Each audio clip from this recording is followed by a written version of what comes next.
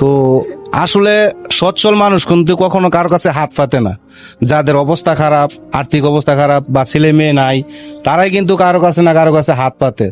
তো আপনার ছেলে মেয়ে নাই?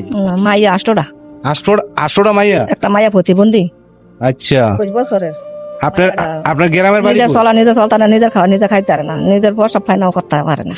ও, খুবই খারাপ অবস্থা। তো মাইয়া বাপের অসুস্থ।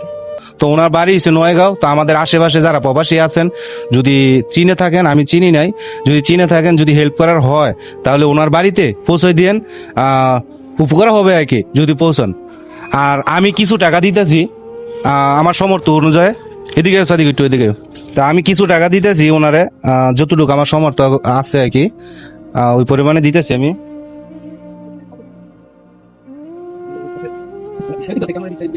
500 টাকা দিছি আমি। খুশি আছেন? হ্যাঁ খুশি আছি। হ্যাঁ? হ্যাঁ খুশি আছি।